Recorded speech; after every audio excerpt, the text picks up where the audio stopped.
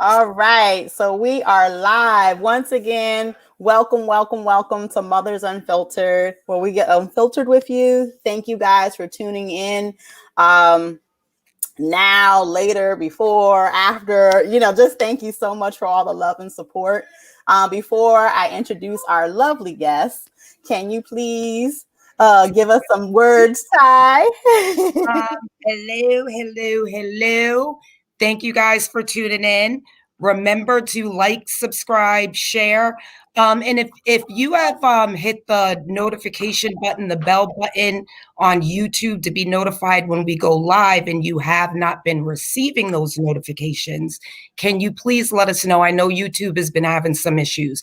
Also, don't forget that we have our Facebook group, Mothers Unfiltered LLC. So we have great discussion there as well. So make sure you make it over there and request to be a part of the group, and we'll accept you. And I think that's it because I'm kind of winded already. Sorry, Ty. Back to the topic at hand, making your talents work for you. I wanted to bring on a special guest. She is a 21 and a half years retired major in the military, veteran. Thank you for your service. Thank you so much. Mrs. C. Jordan White.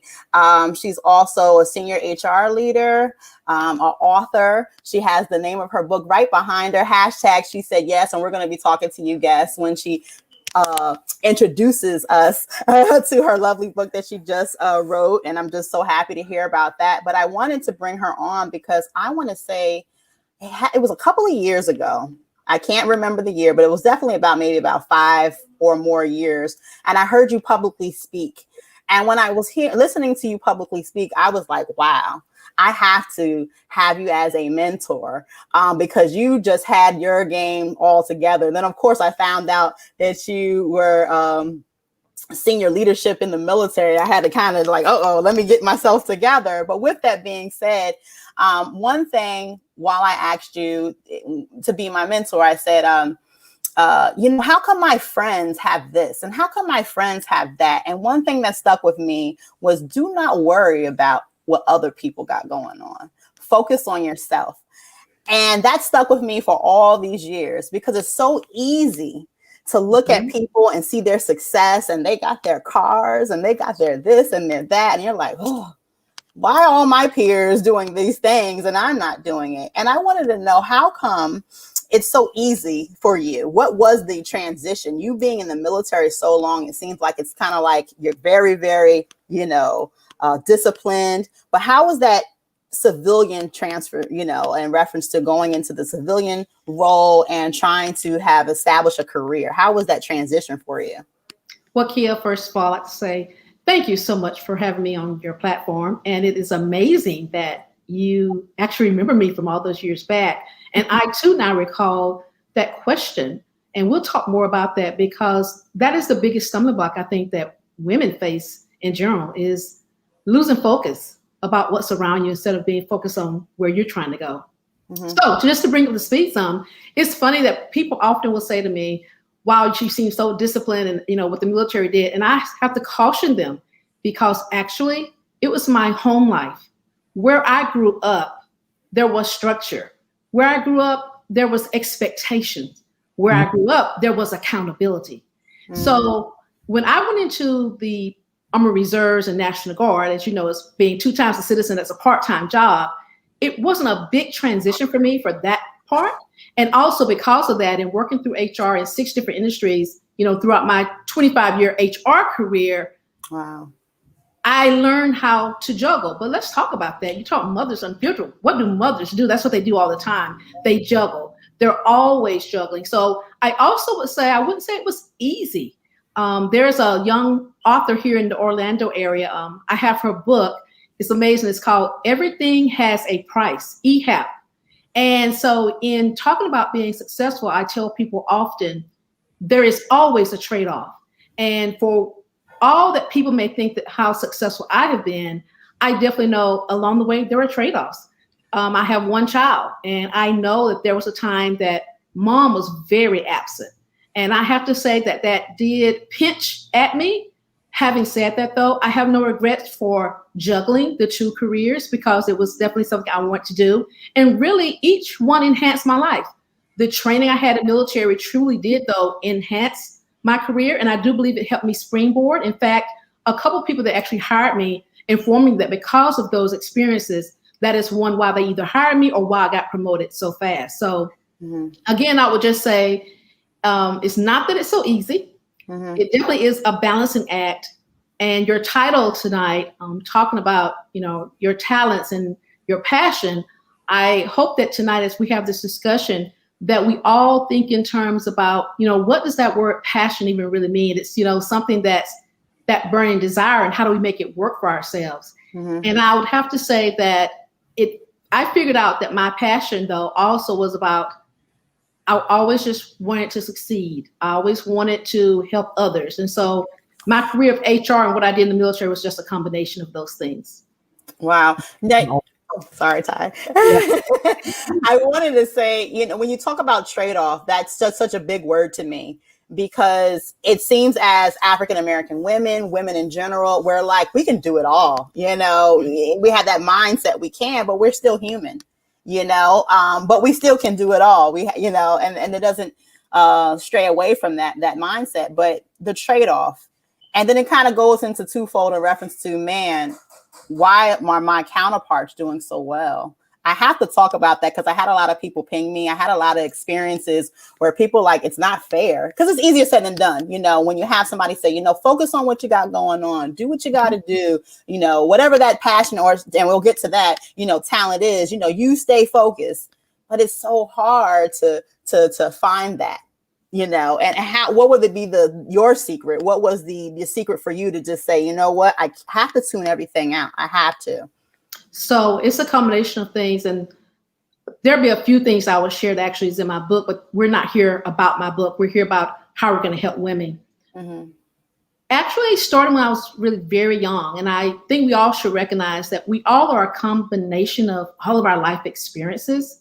And I come from a very supportive family. Please don't get me wrong. But like in any family, people have issues. Things happen. My mother suffered with mental illness. And as a very young child, I had a very bad experience. And I also was her only child. It really made me question as a very young child, even, does God exist? So to start off to answer your question, for me, it definitely had to have been about the faith. And I truly have a strong faith. And I said, and it was shown to me, even as a child, that, yes, you may have had these experiences, but I'm not going to leave you. And so hanging on to that, when you say what helped me keep all those other things out of focus, when you think in terms about perhaps almost losing your life, when you think in terms about our kids, today, being bullied at times, when you think about, hey, everything doesn't go the way you want it to go, those are the things that were pulling. And I said, no, I will be the conqueror, because it is written that I will be the conqueror. It is written that I will have what I want to have. And it's funny you say that, because even sometimes amongst family, you can have some situations, you talk about the other people, sometimes other people are your family. When the question was asked, oh, you're still in school? I have no shame to tell people it took 7 years for me to achieve my bachelor's degree, but it took that because I had to work and go to college at the same time. Then there was the question about, oh, well, when you're going to get married, when you're going to have children. Okay, so maybe people in my peer group in the age, that's what they were doing at that time. That was their time to do that, but it wasn't my time.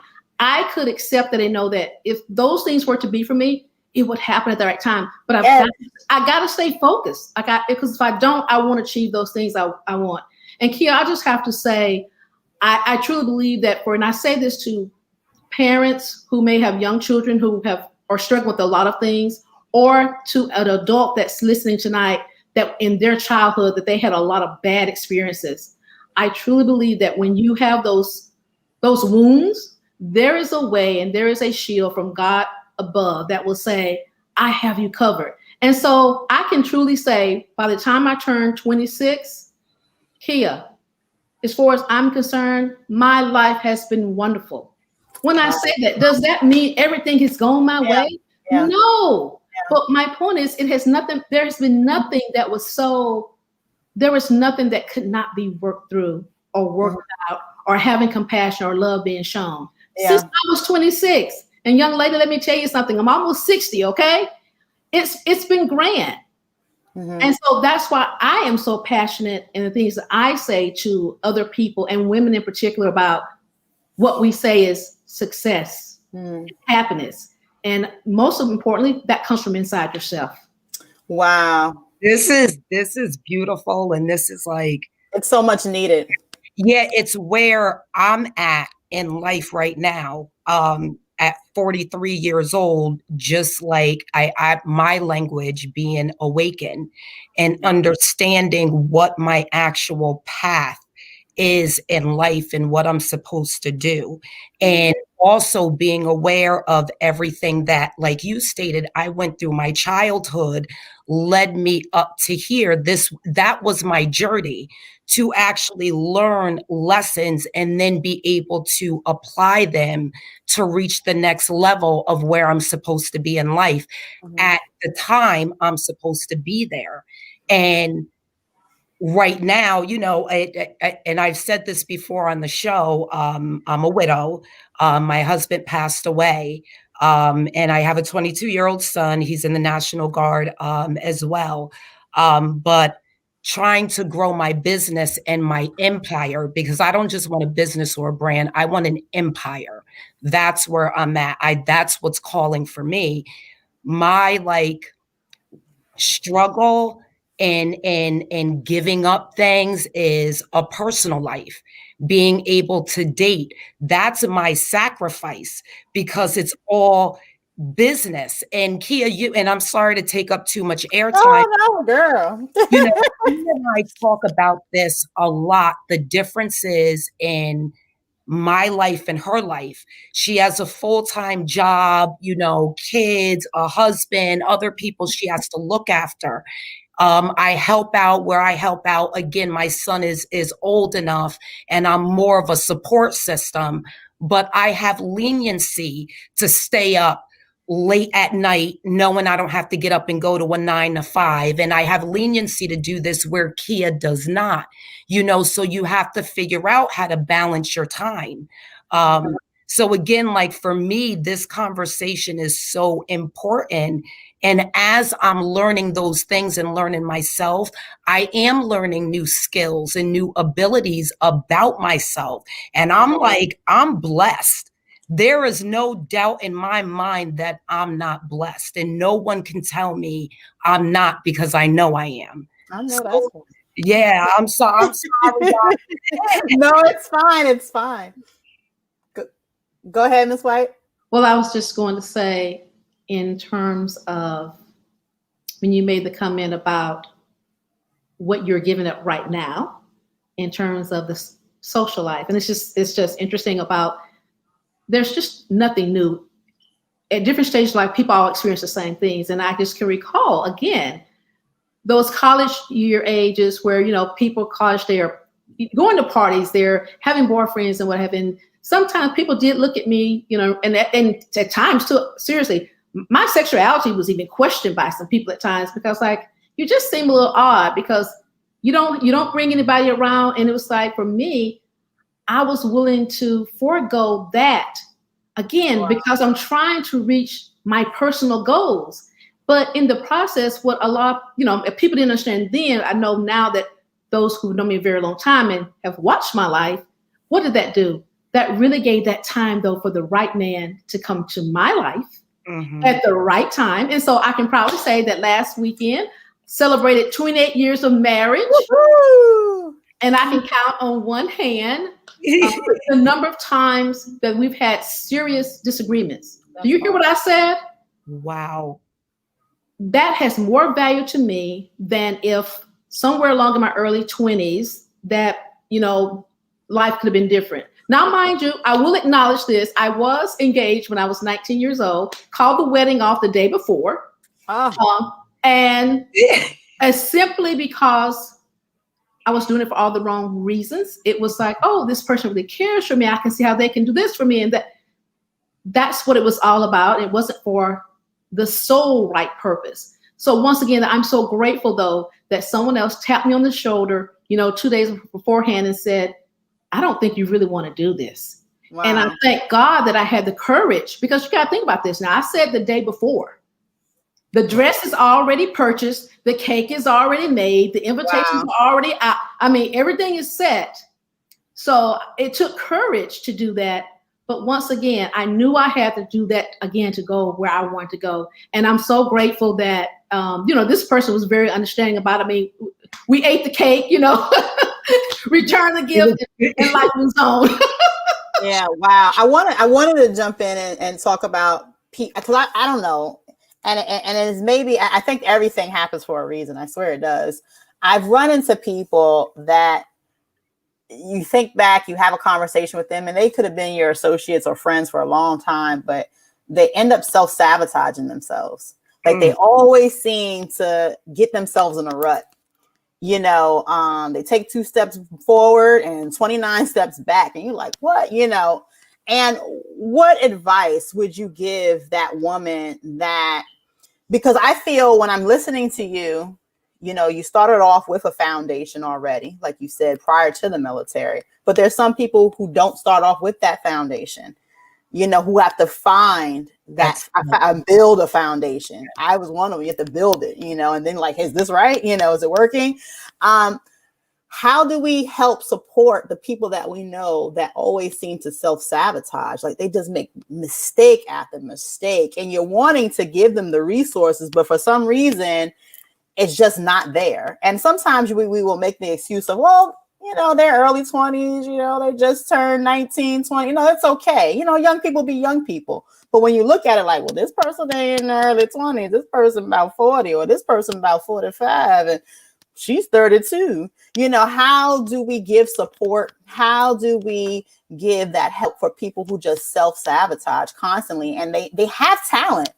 They have talent, they have light, they have all these things to give to the world and to the universe, but they just can't seem from fumbling from their feet.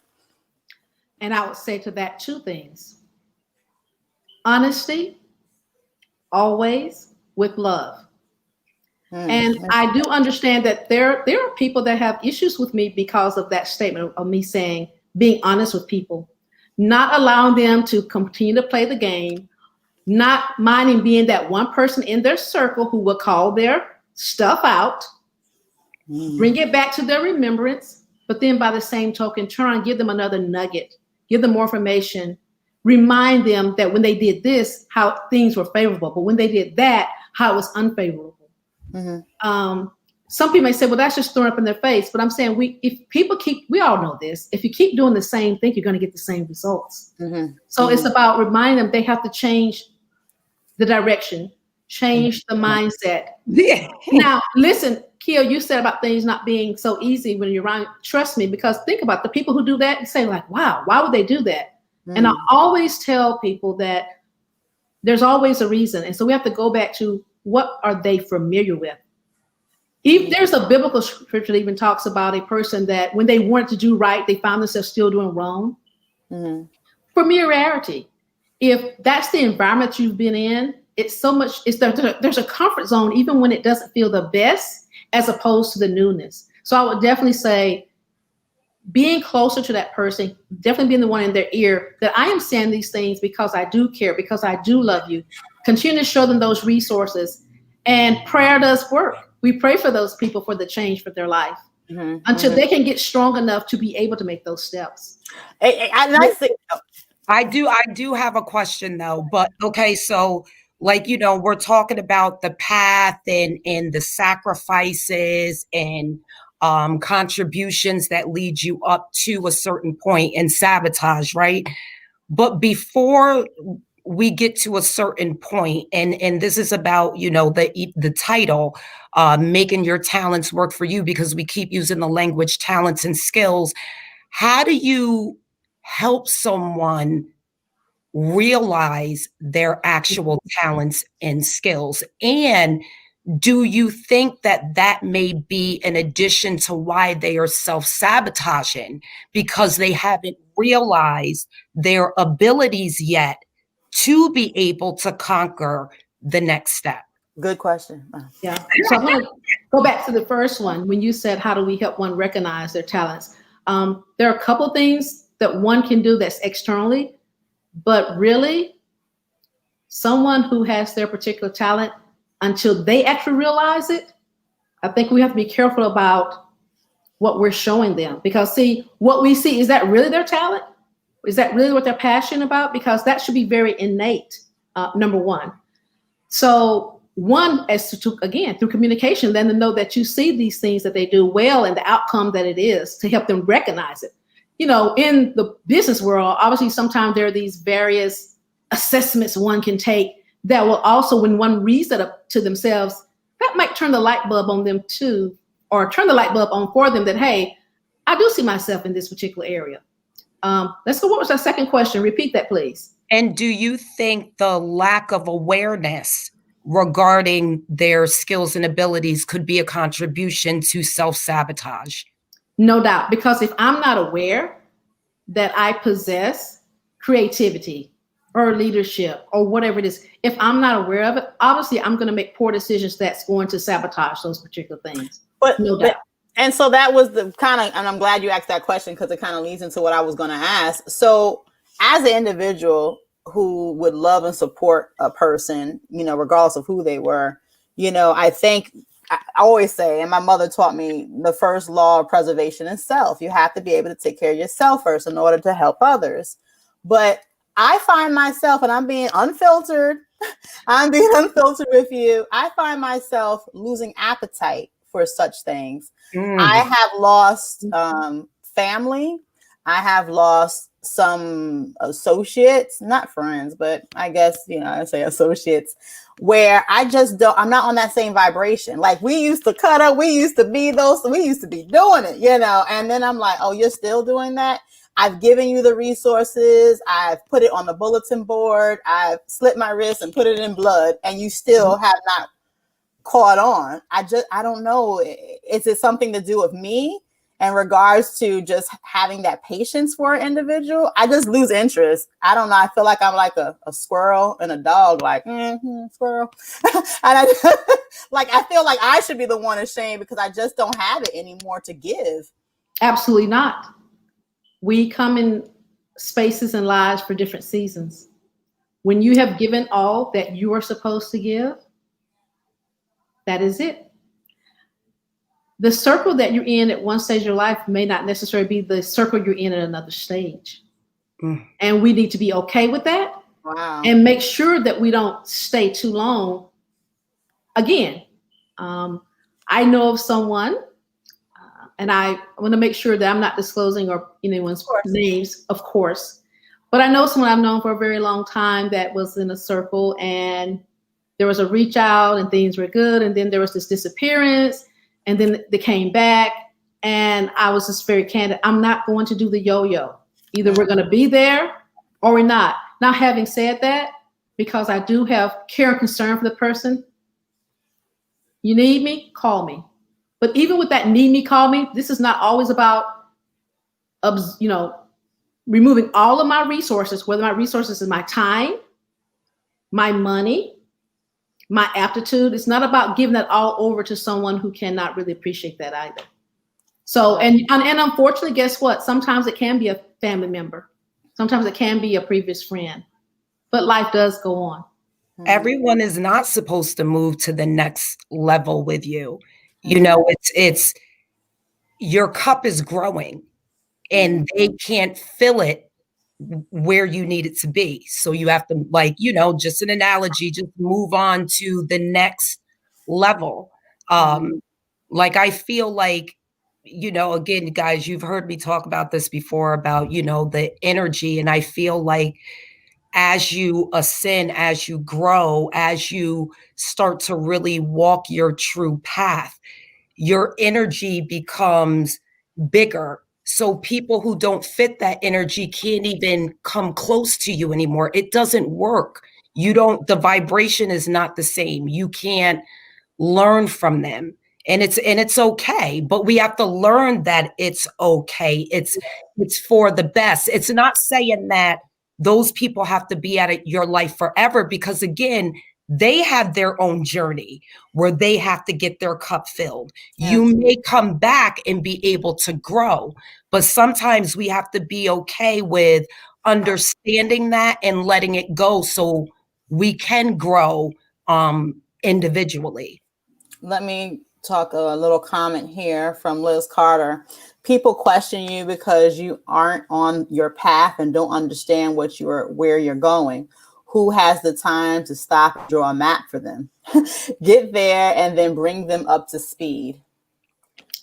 I agree totally with Liz. Don't feel bad for moving on if they aren't keeping up. You can't want it for them more than they want it for themselves. Very, very true. Very, very true. I wanted to change direction just a little bit. It all kind of coincides with each other, but I wanted to talk career. Before I read you a statistic, which I always got some type of statistics. I wanted to say one thing that I've always heard from people say to me, that I'm very bold when it comes to picking up and leaving a job. You know, there are people that are very comfortable, you know, like, oh, I've been in this job for 15 years and I've only make $15 an hour and I don't know how to get out. And I'd be like, what? 15 years, $15 an hour? That math does not add up. For me, I'll pack up my computer in a heartbeat. And this is before I was married. After, like, it didn't matter to me the stage that where I was at, because I just don't have fear in that aspect. I feel that there'll always be something there for me. But I want to read you a statistic in reference to the unemployment rate. So for the Black unemployment rate has reached a high as of 16.6% in May of 2020. And as of August 2020, it's still at this high, but dropped down to 13.2. And this is just recently. Of course, we're in a new year of 2021, but things have not changed.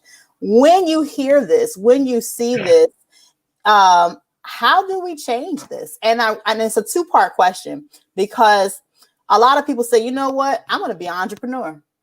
I got these talents, you know, I'm going to be a hairdresser. I'm going to be a fashionista. I'm going to be this, I'm going to be that. And a lot of times when us as a people decide to have an entrepreneurship and have go into our own business, we are our own business, you know, a caterer, a one person show, you know, but of course, coronavirus hit. A lot of people got affected by it, unfortunately. But Black owned businesses have been almost twice as likely to fail. And this is according to the Federal Reserve.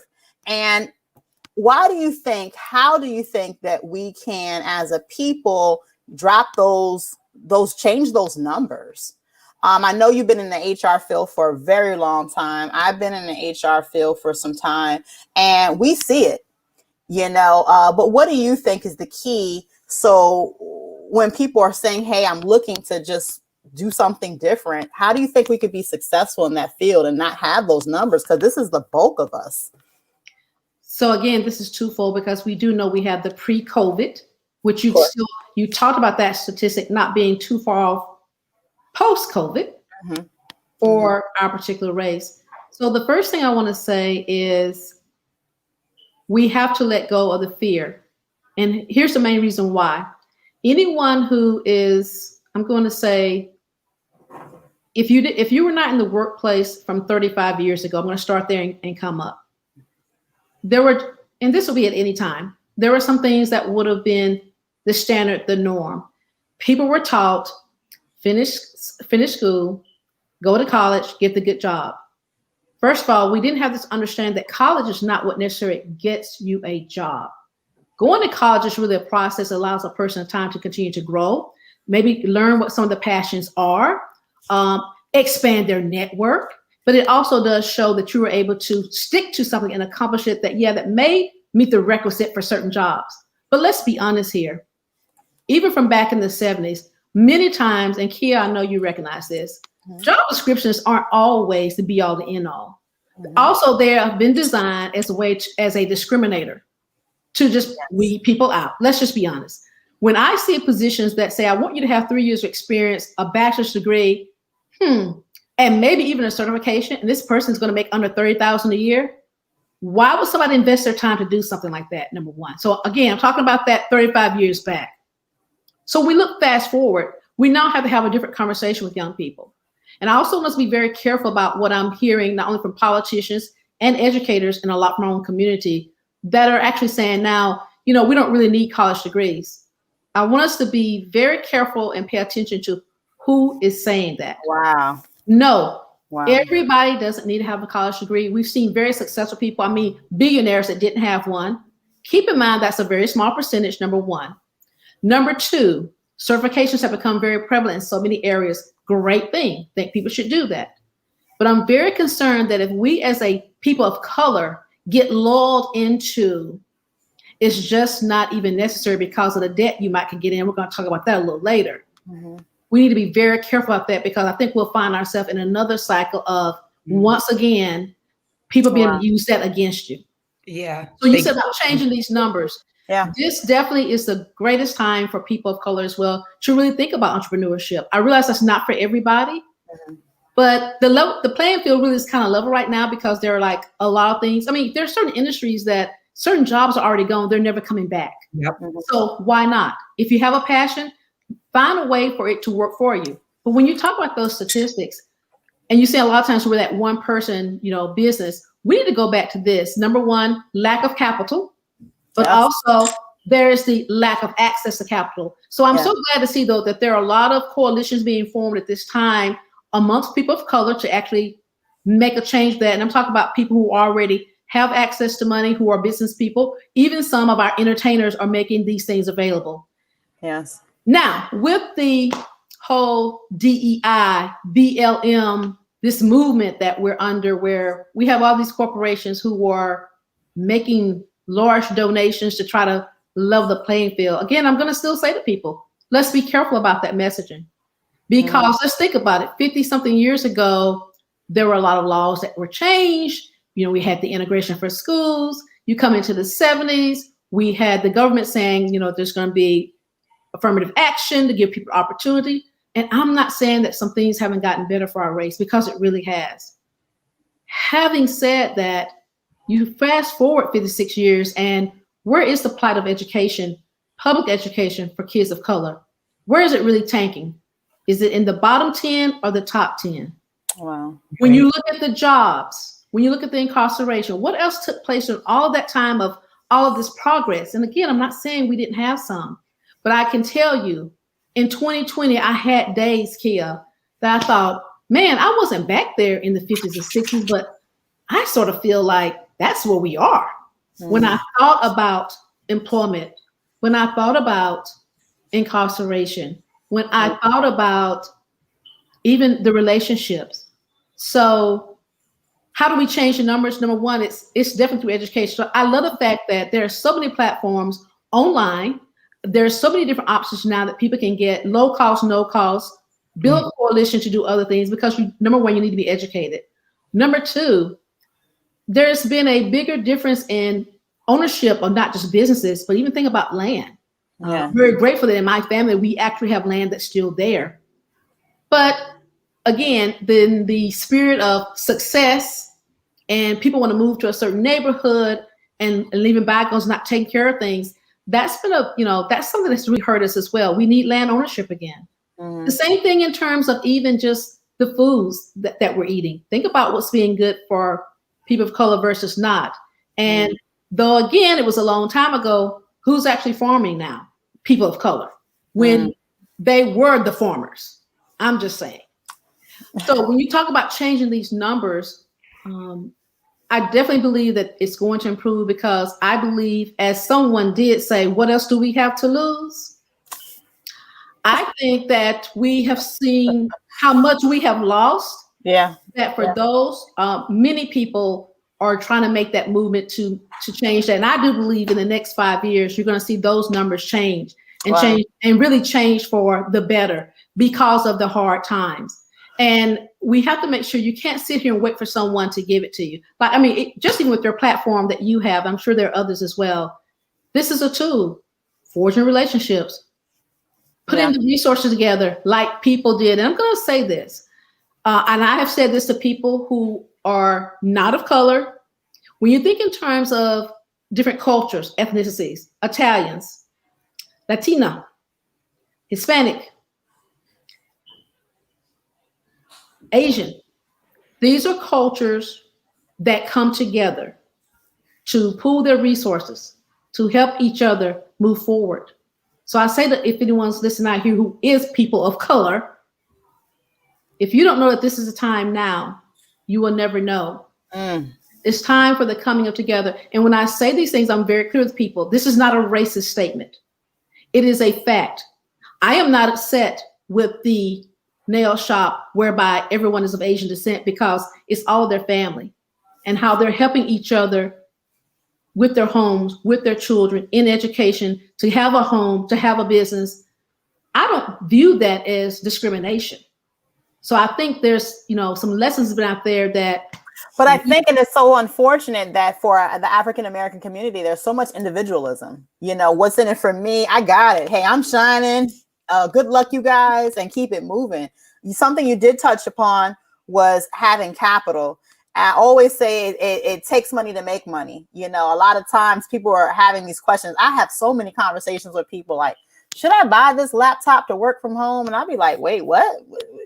Don't you need to have a laptop? Like, just some honest stuff. But then at the same time, you mentioned getting to pull your resources together. But I wanted to throw a little caveat in there and talk about networking, because that's, of course, how I ended up meeting you. I'm a big, big believer in networking. I know all types of people and from all types of walks of life, from up and down and sideways. What would you tell that individual who money's tight? I want to take that step, but I'm not too sure, because I do know sometimes platforms and businesses fail. And at the same time, I don't really have good communication skills, because you can know people and you're burning bridges left and right. Who cares? What happens in reference to building that networking and getting everything lined up, so that you have different people for different things and knowing all different types of people. How can somebody kind of reach out to others if they're kind of shy or have lack of communication skills? So first, start with the self-improvement of oneself. If you recognize that your communication skills are limited or need improvement, that's step one. Take care of that. Okay. Go out there, search for organizations, professionals, and nonprofits. With these resources here online now, I have no shame in any platform or just reaching out to anybody that I don't know. Here's who I am. This is why I want to connect with you. I'm very transparent about that. But it's not just about a selfish. What can I also give them in return as well? And I say I want to expand my network. That doesn't mean you tell them your whole story, but I'm just saying as a way to start reaching out and then start attending those different things. Again, go back to your passion. If you're someone, I'm just making this up, so you really want to be a chef, visit different places, research some people, reach out to them. If you're technology, reach out that way. Okay. Whatever it is, take that step to start also reach out to people that know nothing about to expand your network. And you'd really be amazed that most people do not say no. Right. Because you could always collaborate and build with one another. Yes. Like, Kia, you said people burning bridges. And when I think about networking, I actually think about relationship building, because that's really what it is, having that relationship with those people. All the people you brought on this show, you built relationships with them in some way, shape, or form for them to be able to trust you to want to come on the platform, right? True. Exactly. So it's about building relationships. And then like before COVID and then now COVID, so if you had a problem with face-to-face interactions or felt uncomfortable, now, like you stated, Miss White, like use social media. You don't really have to have the face-to-face like that. So the example of if you like being a chef, but it's you want a segue into maybe going into people's homes and cooking for them, but maybe a little cooking show, putting a little cooking things on YouTube or your Instagram, to be able to reach out to people and again, using your resources. They really don't say no. Everyone, especially now, because everyone is trying to build really from scratch. Because when you're being an entrepreneur, we know that you're going to spend more money in the first couple of years before you make it, right? Yeah. So again, like Kia, you have your platform. So you have someone that does your hair. Free advertisement for them is you saying who does your hair on their platform, and then they get their advertisement. You get to look good. So it's all about really being able to say, how can we work together, and versus what can I get from you? But why is that individualism so present in our community? It seems like, so for us, we're like, hey, well, what talent you have? What skill do you have? But the bulk of us, it's 40, like I always say every show, 46 million African Americans, in America. Why is it? I mean, is it something that we have to start teaching? I guess it is something that we have to start teaching our little ones and our youth now so that they could break the cycle. Because it's funny, I talked to a Nigerian one time, and they say, I don't understand African Americans. Like, in the family home, you'll have grandma, and grandma it's already understood. Grandma takes care of the kids so that the parents can go to work. And then, like, everything, all the dollars recycle back into the house, and when grandma needs doctor's appointment, that money there is going to here. Like, everything is just like a thing. And for us, it's just like, what? I ain't taking care of them kids. What? You want me to make dinner? What? And it's just like, is it like the brainwashing of white supremacy? Is it just kind of like, hey, whatever? Like, I think that has to change. And I would say this to that, Kia, when you're talking about mentors, I recommend to everyone now, having mentors that are experienced, who you're going to learn from, but also having a mentor that's someone who's actually younger than you, that's in your passion, who hasn't been around as long. That is very critical. Wow. First of all, younger people are more open. Let's just be real. They're not as stuck in their ways. True. But also they're actually achieving what is the latest skill set, what is the latest about that same topic, and make that collaboration there. I hear what you're saying, but I really do believe you're going to see those numbers start to change, because there is this sense of more openness. And when I say younger people, I'm going to say the people under 40. I'm just saying. I personally am now connecting more with people who are in that range because of the openness, the willingness. And guess what? You said it earlier. See, they're not fearful yet. Okay. Wow. Go ahead. They're not fearful yet. The energy is there. They're still, and if we really stop and think about it, when you go back I'm just saying, for anyone on here who's the older people, you go back to when you were that age. You had the energy too. You weren't as fearful. And that thing of fear, though, as we all know, is that false evidence that's appearing real. Wow. It doesn't really matter what your age is. I'm being serious about that. People can have various goals at different stages of life. Go for it. We only have one life. We don't get to do this over. So if you don't do it now, whatever your now is, because I thought for some people, maybe in their life, they were a homemaker, they had the kids, and they chose at that stage of life, I'm dedicating myself to my family. That's great and wonderful. But those kids get up and grown and gone. Now there's something else you want to do. Don't feel like your time is over, because it doesn't have to be.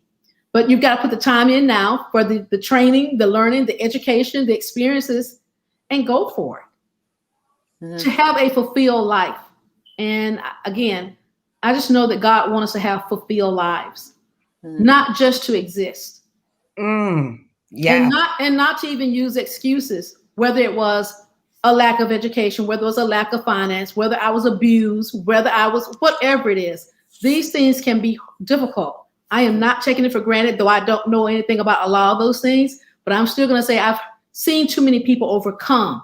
So when I've seen that tells me it is possible. Yes. But everybody's journey is different. Wow. Can we do the hashtag she said yes, believe it? Yes.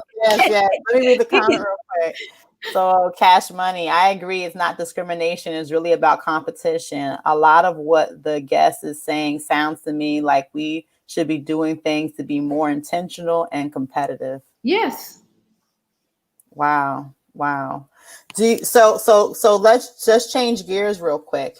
So talking about your new book, hashtag she says yes. And I love the fact that it's right behind you on the wall. But can you open up to tell us about this Sure. book and the journey that it took for you to create it? So I want to do this shortly because, again, I'm on your show.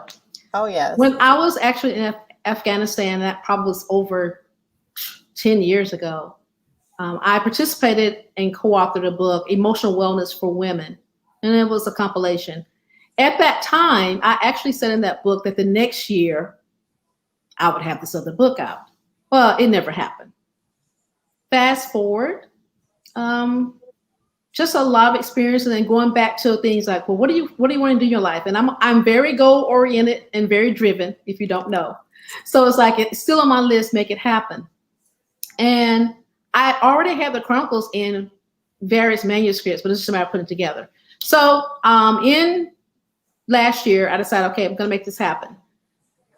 The state, though, of our country, so up in the air in 2020 with so many different things, I pushed the release back. So I'm actually going to go in pre-launch in March, and the book is titled hashtag She Said Yes. And it was just because I felt like, particularly with women, we don't say yes enough to ourselves. We're always saying yes for others at the workplace, your spouse, your significant other, your children, but it's always something else. And there's nothing wrong with saying yes to those people or those things. But what about you? And when you're taking care of you, then you're best for the others. And when I thought about, there are 4 components. Our being is about our physical being. It's about our mental being. Whether you believe in God or not, there is a spiritual realm of being. And also, let's be candid. We can have the best health. We can have all these other things. But if the finances aren't there, still, again, what is your lifestyle? Where does it go? So it's a compilation of firsthand experiences I've had, but it's also other people that I have actually followed in their footsteps in some areas. I've seen the success that it had for me. And I want to share that with others. Whether you're 18 or 78, there are different principles in there. And there's always one segment that also is speaking to the COVID era, because we all understand COVID has had a twist on a lot of different things. COVID would not be here forever in the stage that we're seeing it now. So I want to make sure I could address that so that people didn't think we're in this fantasy world and I'm not being realistic about what's there. But again, I'm telling you, in COVID, we've had a lot of people to be very successful during COVID times too. Yeah. Again, this is going back about being intentional. It's about being focused. It's about keep moving and not listen to all of the negativity. Mm-hmm.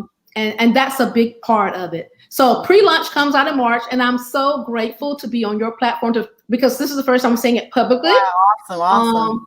To anyone. And a portion of these proceeds, though, because it's not all about me, is I have a passion regarding young people. And right now, the digital divide that's in this country definitely concerns when I said to you, I've had these times of thinking, man, we're back 50 years ago. We actually have people, we have families who are either in urban or rural areas, and they do not have access to the type of internet connectivity that they need. Yeah. Let's just be real. Having access to internet is just as important as having water and electricity now.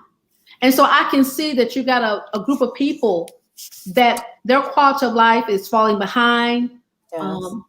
And so there will definitely be a portion of those proceeds that will always go towards helping them through. I'm going to utilize other charities for that in the process.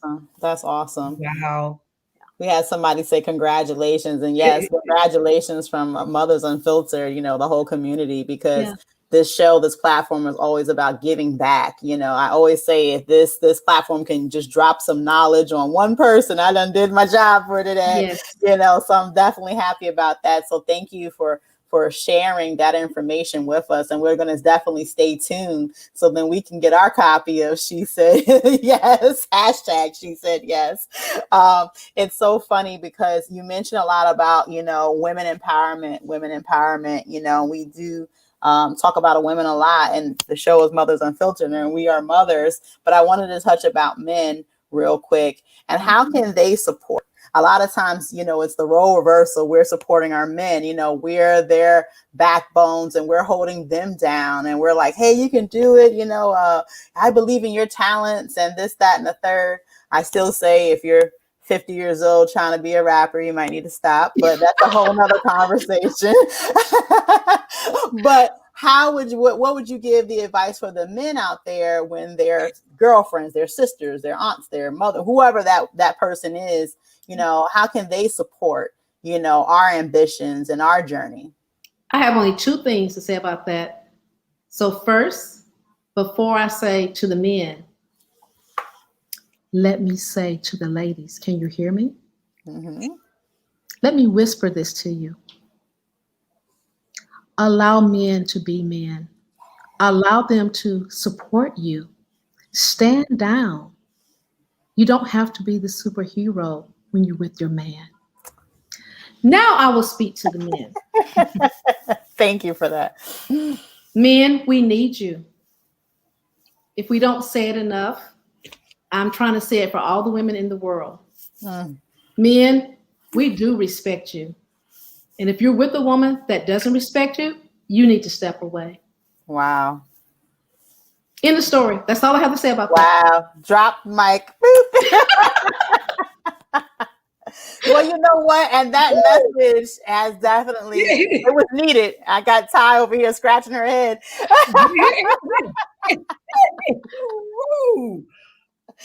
It was needed. Oh, go ahead. That message was for somebody.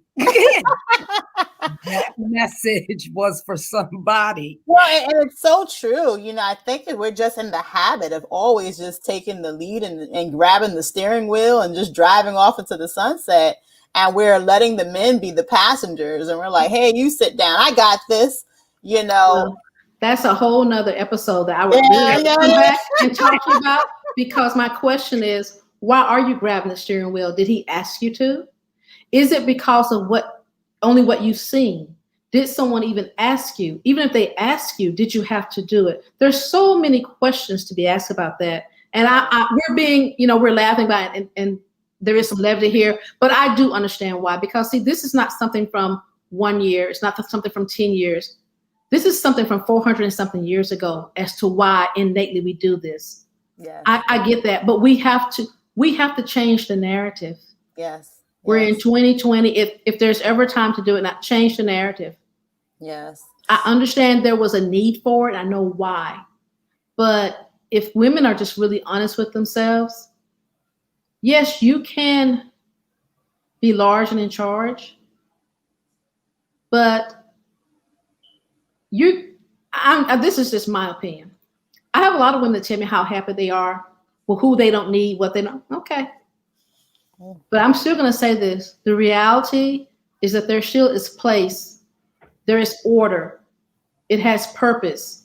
And your genuine deep down core happiness is when you're allowing the man to be in his place and you're in your place. And that doesn't mean being behind him when I say that. It doesn't mean letting someone beat you down. That is not what I'm saying. But it is truly a partnership. And there are some things, and Kia, even you know this, and I've told people often, I believe that I have no issues about women being in the military, obviously. But I personally think that there are certain roles for women, and there's certain roles that are not designed for women. I'm not changing from that. I don't care what laws are passed or policies are passed. There is purpose with all of that. And when you have order, as Ty mentioned when we first started out, everything comes together in harmony. Yep. And there's peace. And where there's harmony and peace, there's love. Wow. My last Ty's quiet. Thank you for that, Ms. White. But my last question for you is for the individual listening to the podcast, later on today, tomorrow, whatever time frame, and they recognize what their talents are, and they just can't put it together. We've talked about, not being fearful. We talked about a little bit about networking and maybe getting some type of certifications and just whatever have you. But what do you say is that formula. And the reason why I put it out there as a formula is because nowadays in 2021, I'll even say it's for me because I'm so impatient. And I know that a lot of people that I associate with are very impatient too. So it's like, all right, 1 + 1 is 2 and carry the 5, and so give me that formula. Is there a formula, or is it just this long journey, that this self-work that we just have to have and go from there? I think it's both. Number one, let's memorialize what this passion is or what one thinks it is. So right now we're talking, we're doing a lot of talk. Let's write it down. When we write it down, let's devise, well, what are the steps that I need to take to get there? When we do that, okay, this is very critical. What is the timeline that I'm giving myself? When I say that, I'm not saying be impatient, but come on now, it can't take you 30 years to get to step 2. So you got to put a timeline to it and then work towards it. Now, will some things come up that may have to move that timeline? Okay, we'll accept that. But you can't get off of course. You get back on, you make it happen, and you move. And you keep moving until you accomplish it. So that would be that part. But life is a journey. It is a journey. I love that though, because the timeline, the formula, I'm there right now, and it's so true. Like, you have the thought, you have the idea, now you need to put it together. And then the key thing for me is taking action. That's what we forget to do sometimes, is take action, and then we don't understand why things are not happening, right? Like, and guess what? When you take action, do not feel like you can only celebrate when you get to the end of the journey and, oh, wow, it's all here. Celebrate the steps that you're taking. Yes. To give yourself courage to keep moving, because again, we can become so paralyzed. We need to do 5 steps and we get to step 3 and we stop. I'm talking to you because I'm talking to myself. That's what happened to the book. The manuscript was written, and then what? Life happened, other things happen, and have to get back on track. Mm-hmm. And stay in focus. Like, I've been dealing with a lot more people that are all over the place. First, they're writing a book. Then they're starting a podcast. Then they want to run the world. Then they want to dig tunnels. And I'm like, okay, well, maybe if you focus on one specific thing, put your energy, your time, your skills, your labor, your whatever into that, maybe that will lead you into growing the other things you want to grow, but, not spreading yourself thin. Yes. As well is what I've noticed. Like, really pick a couple of things that you can focus on and put your all in, or else it's just too much. And taking it one step at a time. I know when you have all that, sometimes it can be overwhelming. You have so many ideas, but still at the same time, life is happening at the same time. And it can be so overwhelming. I know a lot of people, the ones that I say, the self-sabotagers, they give up. They literally give up. Yes. They'll take, those steps, and then they'll freeze. And it's like, wow, for me, it seems so simplistic, but I'm not in their shoes, and I don't know the things that inhibit them to keep moving. But I just want to reach out and just say, if that is applying to you, just take it one step at a time and focus on that one thing, and be faithful, stay prayed up. If you are a faithful individual and you believe in prayer, because not everybody does, but make it work for you. Go ahead. And I was just going to say, accountability is so critical. And so when you talk about the network, that's why you also need a network, because we need accountability partners, period. That is so true. Yeah. Yeah, it's funny you said that. That's something that I guess I can really. I guess some people don't like that about me, because I'm going to call a spade, and I will hold you accountable. You said you were going to do this at this time. Let's see the action. Well, I don't know. I'll be like, no. I've had people just say, you know what? I can't deal with you, because sometimes for me, I guess I can get very frustrated and really call them out. use a couple of sailor words here and there. But but with that being said, accountability, and maybe for me that is the military. I know, yeah, I hear a lot. I know a lot of veterans, and at the end of the day, that's something that's just is in the forefront of my mind. You have to be able to get it done, get it done. Yeah, You know? but being accountable for yourself as well is what I think about. Yeah. Knowing that what role did I play in something, Yes. and how can I do it different? Like, I try to talk to people in a way where it's not, oh, you did something wrong or something bad. No, you did something that had this type of outcome, and now let's try it this way to see if we get this outcome. And again, even for me, just being able to say that for myself, being a little bit too overbearing, I have to be accountable for what I see and what I want for other people is not always not is not that it's not always, that's not what's for them, and staying in my lane and in my role. So again, you have expectations of other people, but we forget to meet our own expectations that we should be putting upon ourselves as well when we're going through our journey. Wow. Yeah. I just want to say thank you, Miss White. You are honored guest at this moment. And if you can leave us with some kind words. The kind word would be respect yourself, respect others, trust in God, and be true to yourself, and your dreams will come to be into fruition of what you want them to be. Thank you again for having me. For those who have interest with career coaching or counseling, I can be reached on social media with LinkedIn as C. Jordan White, as well as Instagram, #official She Said Yes, Clubhouse @She Said Yes. Thank you so much, Kia. Thank you so much. Ty, any last words? I want to say thank you for coming on the show and spreading your knowledge to everyone.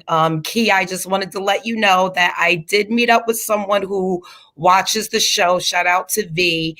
And she's just like, I love everything you guys do, and she always learns something. So I know you always say if you help one person, you're happy. You help at least this person every single time you go live on Mothers Unfiltered.